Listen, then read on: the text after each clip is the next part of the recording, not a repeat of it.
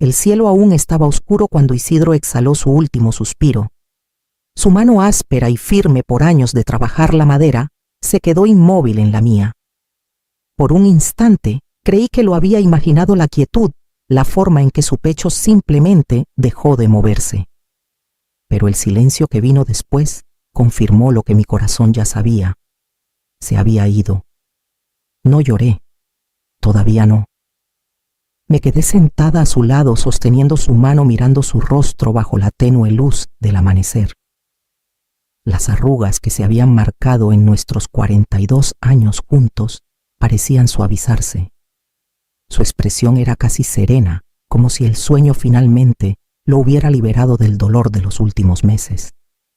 Una parte de mí esperaba que se moviera, que suspirara, que parpadeara. Algo. Pero no había nada. Solo el tic-tac constante del reloj en la pared y el zumbido del refrigerador al fondo del pasillo. Me levanté despacio con las articulaciones rígidas y caminé hacia la cocina por el teléfono. No necesitaba pensar a quién llamar primero. Mis manos actuaron por costumbre. Marqué el número familiar y sostuve el teléfono con dedos más fríos de lo que deberían estar. Sonó 4 veces antes de que contestara. Hola, la voz de Paloma sonaba somnolienta, lejana. Tragué con fuerza. Paloma, tu padre falleció esta madrugada. Hubo una pausa. Luego un roce como si las sábanas se movieran. Ay, lo siento, mamá. Hoy es el cumpleaños de Emiliano, ¿te acuerdas? Tenemos gente que viene de fuera. No creo que pueda ir hoy. Tal vez... La próxima semana abrí la boca, pero no salió nada. La línea estaba en silencio salvo por su respiración. De pronto me sentí tambaleante con la encimera presionando contra mi palma. Hablamos luego, dijo suavemente. Te llamo esta noche. Sí, colgué antes de responder. El silencio regresó más pesado esta vez, extendiéndose por cada rincón de la casa. Volví al cuarto donde Isidro aún yacía, sin saber que su única hija tenía otros planes ese día. Me quedé junto al fregadero después de la llamada, con el teléfono aún en la mano. Afuera, el cielo se había aclarado a un gris apagado. La casa, siempre llena de la presencia firme de Isidro, incluso en silencio, se sentía insoportablemente vacía. Dejé el teléfono con cuidado en la encimera y me aferré al borde con ambas manos. No estaba enojada, no en ese momento. Solo aturdida, entumecida. La voz de Paloma aún resonaba en mis oídos alegre y distante, como si le hubiera recordado una cita con el dentista en lugar de la muerte de su padre. Había imaginado su reacción de otra manera. Incluso ensayé las palabras en mi cabeza esperando lágrimas, incredulidad o al menos un silencio atónito. Lo que obtuve fue logística, un itinerario, invitados. Puse agua a hervir para un té porque mis manos necesitaban hacer algo. Mientras la tetera silbaba, regresé al cuarto de Isidro. Subí la sábana hasta su pecho, alicé las sábanas una última vez. Su rostro seguía siendo tan familiar incluso en la muerte. Mis ojos picaron, pero las lágrimas no llegaron. Tal vez más tarde. Para media mañana ya había llamado al padre Esteban a la funeraria y al hermano de Isidro León. Dejé un mensaje para Anselmo Vargas, nuestro abogado, para empezar con los trámites. Todos con los que hablé fueron amables, suaves, ofreciendo las palabras correctas aunque no pudieran suavizar nada. Les dije que el funeral sería el lunes a las 11 en la Capilla del Rosario. Dudé en volver a llamar a Paloma para decirle la hora. Pero, ¿para qué? Si no podía hacer espacio en su fin de semana por la muerte de su padre, dudaba que cambiara sus planes de comida del lunes por el funeral. Pensé en Emiliano, en cómo siempre hablaba por encima de ella, en cómo ella consultaba con él antes de responder las preguntas más simples. Alguna vez pensé que solo era decidido. Ahora veía algo más. La tetera chilló. Apagué la estufa y vertí el agua viendo cómo la bolsita de té oscurecía la taza como un moretón lento. Llevé la taza a la sala y me senté en el sillón de Isidro envolviendo mis dedos en el calor. todo estaba en silencio otra vez, demasiado silencio, y sabía lo que venía después. El lunes llegó con el tipo de clima que Isidro habría llamado cielo de funeral. Nubes bajas. Un viento que se movía como si tuviera prisa por estar en otro lado. Me vestí despacio escogiendo el abrigo azul marino que Isidro siempre decía que me hacía ver digna. Prendí sus gemelos en el cuello. No sé por qué, tal vez, porque necesitaba llevar una parte de él conmigo. La capilla del Rosario olía a polvo y madera vieja, justo como la recordaba de los años de misas que asistimos juntos. Ya habían puesto las sillas plegables y el féretro al frente. Isidro parecía tranquilo, casi expectante, como si solo estuviera esperando a que me uniera a él en el banco. La gente llegó en oleadas, 800 vecinos, amigos de la biblioteca donde trabajé. El viejo compañero de bolos de Isidro trajo a su hijo. Un ex colega vino desde Querétaro. Me dieron la mano, me abrazaron con suavidad, susurraron palabras contra mi hombro. Era un buen hombre. Firme. Lo de ustedes era especial. Asentí, agradecí, pero no dejaba de mirar hacia la puerta. Cuando el padre Esteban se acercó, su voz era baja, vacilante. ¿Tu hija? Pudo venir. Esbocé una sonrisa tensa. Tenía algo urgente. Está fuera. No insistió, solo asintió. Pero sentía la verdad creciendo en mí como una tormenta que no podía dejar salir. Me giré antes de que se notara en mi rostro. El servicio fue sencillo, como Isidro habría querido. Salmo 23. Grande eres tú. Historias de quienes lo conocieron la cerca que construyó para un vecino, el pavo de Día de Gracias, que cortó con precisión de cirujano las 3 horas que pasó arreglando una llanta ponchada de un desconocido porque era lo correcto. Me senté sola en el banco de adelante. La única persona que debería haber estado a mi lado estaba en el féretro, y la otra que pertenecía ahí había elegido una fiesta en la Ciudad de México en lugar de despedirse de su padre. Mientras sacaban el féretro y el órgano tocaba suavemente, caminé detrás con pasos firmes. Pero algo había cambiado. Algo pequeño pero permanente.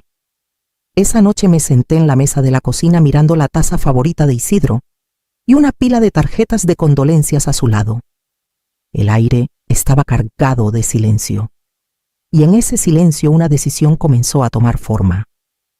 La mañana después del funeral llamé a Anselmo Vargas y le pregunté si tenía tiempo esa tarde. Su voz, siempre cortés, tenía ese tono cuidadoso que usan los abogados cuando el duelo es reciente. Ofreció venir a la casa, pero le dije que necesitaba manejar. Su oficina estaba en la esquina de Insurgentes y Reforma, arriba de una vieja sastrería. Isidro y yo habíamos estado ahí muchas veces a lo largo de los años, para los papeles de la hipoteca, para nuestro testamento, incluso para los trámites cuando Paloma se casó. Subí la estrecha escalera despacio cada paso, sintiéndose más pesado de lo que debería. Anselmo me recibió en la pequeña sala de espera y ofreció café. Lo rechacé. No quería consuelo, quería claridad. Esperó a que me sentara frente a su escritorio antes de hablar. Marina, lamento mucho lo de Isidro. Era un buen hombre. Asentí con las manos cruzadas en el regazo. Gracias. Estoy aquí porque necesito revisar el testamento.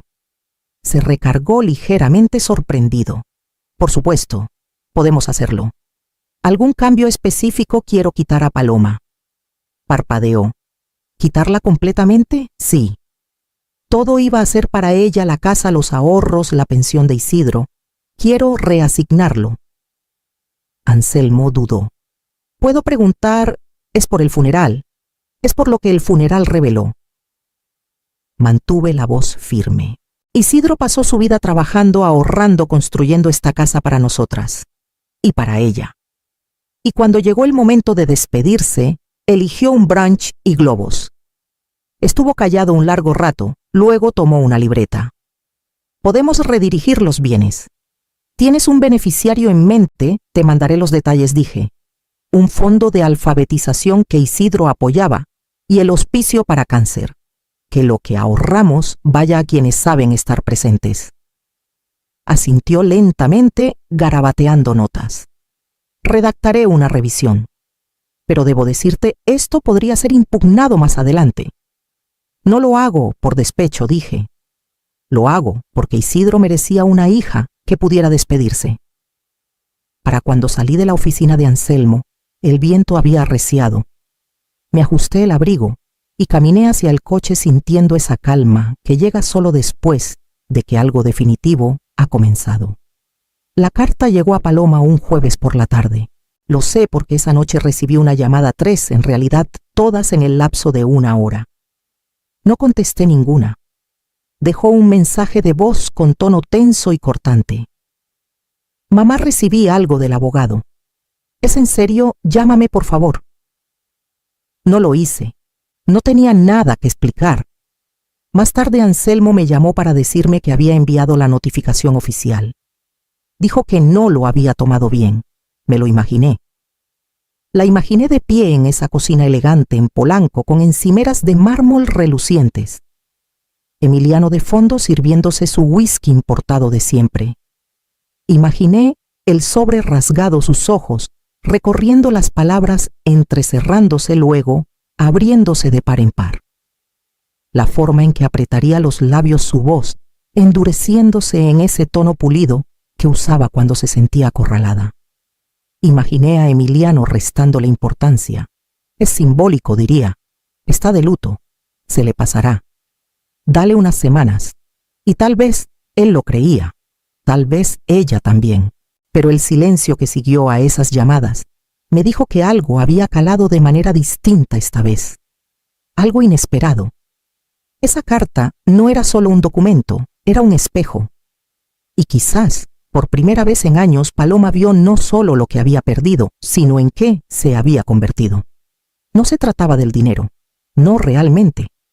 Era la finalidad, la declaración detrás de ello, la comprensión de que ya no la veía como parte de mi legado.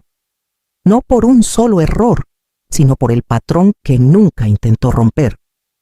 No sentí satisfacción, solo certeza.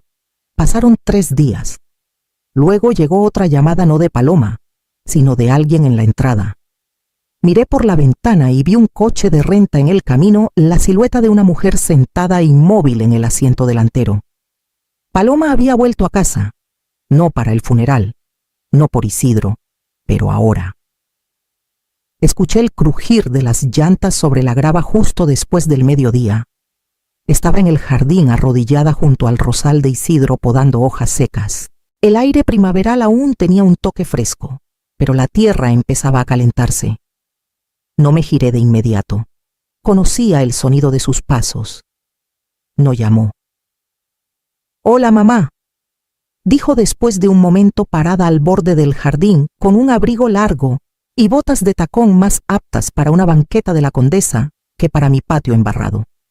Me enderecé sacudiendo la tierra de mis guantes. «Viniste. Recibí tu carta», dijo. «Bueno, la del abogado». Asentí y volví a las rosas. Necesitaban poda.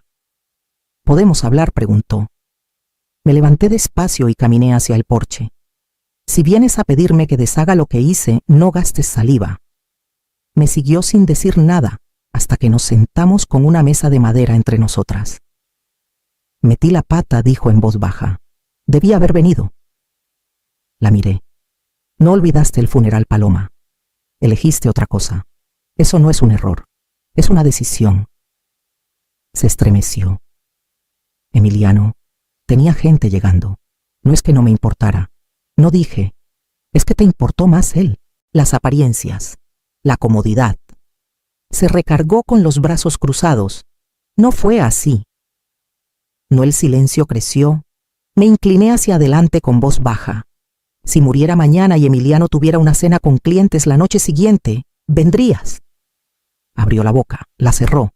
Miró sus manos. «Eso pensé», dije. «No sé», susurró. El viento sopló en el porche. Nos sentamos en su sonido. «No vine a discutir», dijo finalmente. «Entonces, ¿por qué viniste?». Hizo una pausa. «Porque vi lo que decía esa carta.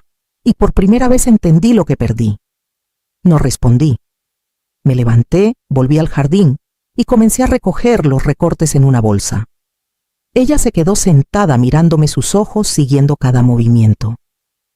Esa noche se quedó en su cuarto de la infancia, y en la oscuridad silenciosa la escuché llorar por primera vez en años. No se quedó mucho. 2 noches tal vez. Me ayudó a hacer té, ofreció hacer mandados, pero ninguna habló mucho más allá de lo necesario. Lloró en silencio la primera noche y la dejé.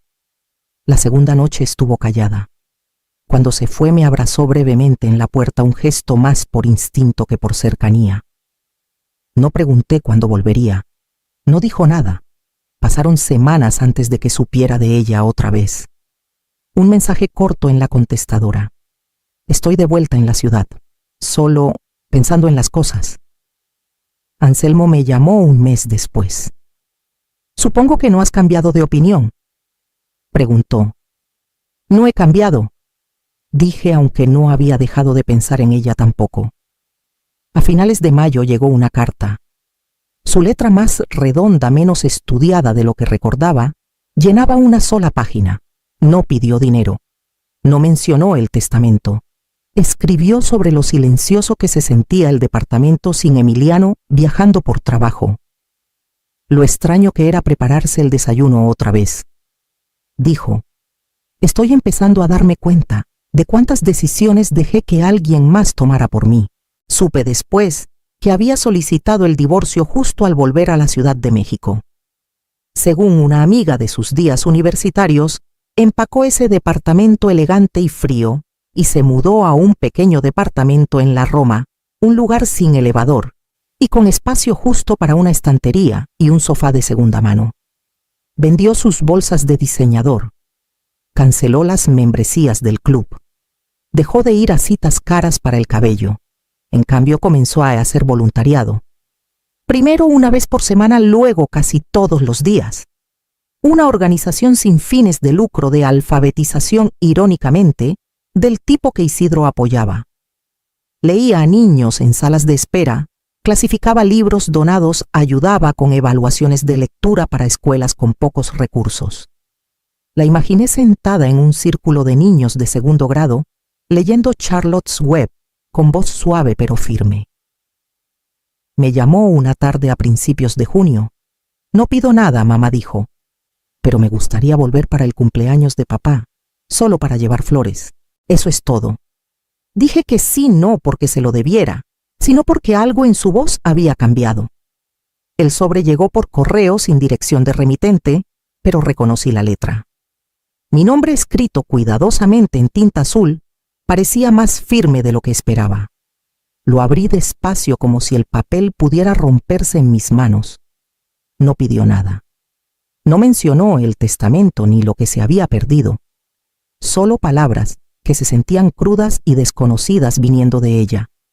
Mamá comenzaba: no merezco tu perdón y no escribo para pedirlo. Escribo porque he llevado un silencio dentro de mí desde que papá murió y se ha vuelto demasiado ruidoso para ignorarlo. No estuve ahí cuando debía estarlo. Le fallé a él. Te fallé a ti. Y cada día pienso en cómo debió sentirse enterrarlo sola. Nunca podré arreglar eso, pero lo estoy intentando convertirme en alguien de quien él estaría orgulloso, aunque sea demasiado tarde para mostrárselo. Había más sobre la organización Los Niños, cómo leerles le recordaba las noches en que Isidro le leía cuando no podía dormir. Terminó simplemente: espero que estés bien, te extraño. Paloma. Leí la carta una vez, luego otra. No lloré. No sabía qué sentir. Doblé la carta con cuidado y la llevé al cuarto de Isidro. Sus lentes aún estaban en la mesita de noche, intactos desde el día que falleció. Coloqué la carta debajo de ellos. Siempre creyó que ella recapacitaría. Más tarde ese día, regué el jardín y corté 3 tallos del rosal favorito de Isidro, los que siempre decía que olían más fuerte justo antes de marchitarse. Me quedé en el porche con las flores en la mano mirando el camino. No esperando, solo mirando. A la mañana siguiente, escuché una puerta de coche cerrarse y pasos en el sendero. Cuando abrí la puerta, ahí estaba sosteniendo un ramo de girasoles y una silla plegable. Para finales de septiembre, Paloma se había convertido en una presencia constante en el jardín. Ya no anunciaba sus visitas. Solo aparecía a menudo con las mangas arremangadas, una palita en una mano y un recipiente de plántulas en la otra. Trabajaba en silencio no por distancia, sino por algo más cercano al respeto. El tipo de silencio que guardas por algo que casi pierdes. Un sábado por la tarde trajo a alguien con ella. Julián era de mirada suave, reservado, del tipo que escucha antes de hablar. Consejero escolar, dijo ella. Se conocieron en la biblioteca donde ella hacía voluntariado. Los observé trabajar juntos, arrancando maleza, intercambiando miradas que reconocí, las que se construyen con cosas pequeñas y honestas. Después de comer en el porche, Paloma se giró hacia mí con una mano en el vientre. Hay algo más que quería contarte. Esperé. Es niño. Nos gustaría llamarlo Isidro. El aire se aquietó a nuestro alrededor. Por primera vez en mucho tiempo algo dentro de mí se aligeró. No con palabras, sino con certeza. No todo lo roto permanece así. No dije mucho. Solo asentí y esa semana visité a Anselmo otra vez. Nos sentamos en su oficina como meses antes, solo que esta vez el peso que llevaba era diferente. Divídelo por igual, dije. Mitad para Paloma. Mitad para el fondo de alfabetización infantil. Anselmo alzó una ceja, pero no cuestionó. Sabía que el cambio no había llegado de la noche a la mañana. Ese fin de semana Paloma trajo recortes del Festival de Libros de Otoño de la biblioteca y los dejó en la mesa de la cocina como solía hacer de niña. Preguntó qué habría pensado Isidro de Julián. Le dije que le habría gustado. Sonrió y en esa sonrisa vi a la niña que una vez conocí finalmente regresando a casa. Ha pasado un año. Me siento en el porche al atardecer, con el sol suave sobre mis hombros, y veo al pequeño Isidro corretear por el jardín con ambos puños llenos de dientes de león. No le importa que sean hierbas. Los recoge como tesoros, dejando caer algunos cada pocos pasos, chillando cuando uno flota en la brisa. Sus piernas son torpes, su equilibrio terco, y cada tanto mira hacia atrás para asegurarse de que lo estoy viendo. Siempre lo estoy. Paloma viene todos los sábados ahora. Trae pan fresco, a veces libros ilustrados nuevos de la biblioteca, a veces solo a ella y al bebé en la cadera. Lee con los niños en la biblioteca pública, dirige la hora del cuento los miércoles y comenzó un grupo de tutorías los fines de semana para lectores con dificultades. Ya no habla de Polanco. Esa vida parece haberle pertenecido a alguien más. Julián la acompaña la mayoría de las semanas. Carga a Isidro en los hombros, arregla la tabla suelta de la cerca sin que se lo pidan y nunca olvida traer el correo. Es callado en los momentos correctos y cálido en los demás. Veo en él una firmeza, el tipo de hombre que aparece sin alarde. Todavía hay momentos de vez en cuando en que algo se aprieta en mi pecho. Un recuerdo, una mirada. Ese dolor que nunca se va del todo cuando alguien que amaste no tuvo la despedida que merecía. Pero ahora es más suave, más ligero. Una tarde Paloma se sentó a mi lado con Isidro dormido contra su pecho. Dijo casi para sí misma: nunca dejé de ser tu hija, solo olvidé cómo actuar como tal. No dije nada entonces, solo tomé su mano y la sostuve. Algunas personas regresan no porque lo exijas, sino porque finalmente recuerdan quiénes son. Y esta vez, cuando volvió, trajo lo mejor de sí misma con ella.